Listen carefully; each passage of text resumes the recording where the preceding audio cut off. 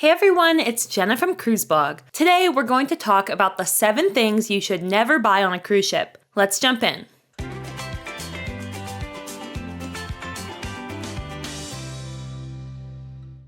From exploring new ports of call to soaking up the Caribbean sun on the pool deck, there's no shortage of activities to enjoy on a cruise. While on board, however, it's easy to get swept up in the excitement of shopping. Plus, if you don't pack appropriately, you may have to pay inflated prices for everyday items that are a fraction of the cost at your local drugstore. There's nothing wrong with visiting the duty-free shops on board, but it's important to think twice about your purchases. From overpriced medications to useless specialty beverage cups, here are the 7 things you should never buy on a cruise ship. First up are watches. Cruise ships are notorious for sales that seem too good to be true, particularly when it comes to watches. Oftentimes, watch and jewelry stores on board cruise ships are offering sales, but if you do a little research, you might be able to find the same item for a lower price on land or online.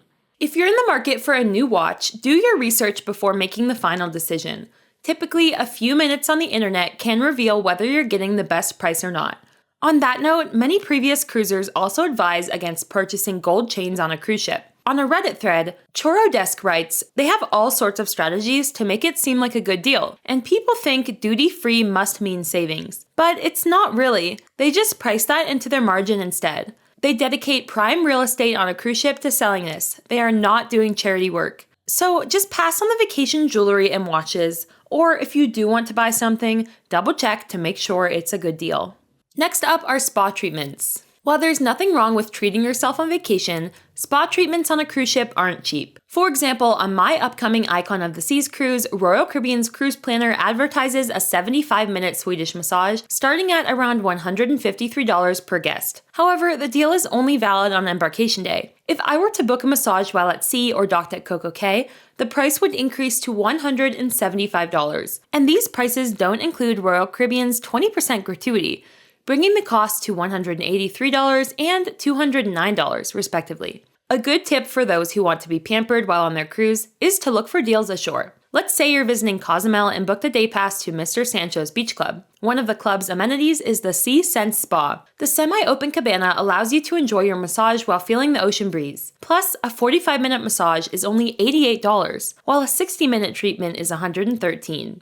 The third thing you should never buy on a cruise ship, if you can avoid it, are over-the-counter medications. Before your cruise, build your own DIY first aid kit. You should include everything from cold and flu medications to Band-Aids, acid reducers, pain relievers, cough drops, toothache gel, eye drops, and seasickness medication. Coming prepared means you won't have to scramble for remedies or pay inflated prices at the ship's onboard shops. Not only that, but cruise ships have limited inventory. If you have a preferred brand of medication, you may find it unavailable on board. By assembling your own kit, you'll save money and ensure you have exactly what you need in the event you fall ill. Don't forget to pack your prescription medication too. It's wise to bring more than you'll need in case of delays or changes to your travel plan. For example, if you're going on a 7-night cruise, bring at least 10 days worth of medication. Next up are consumer electronics. Be wary of buying electronics on a cruise. Though the duty-free price on items like GoPro cameras may be appealing, the savings aren't worth the hassle of dealing with product exchanges and warranties. Life happens though. If you realize you forgot your camera or something else important before getting on the ship, consider taking a rideshare to the nearest Target, Walmart, or Best Buy before heading to the port. That said, if you forget a memory card, don't hesitate to purchase one on board so you can capture your family's memories on vacation. However, you shouldn't expect any jaw-dropping deals. Next up is art.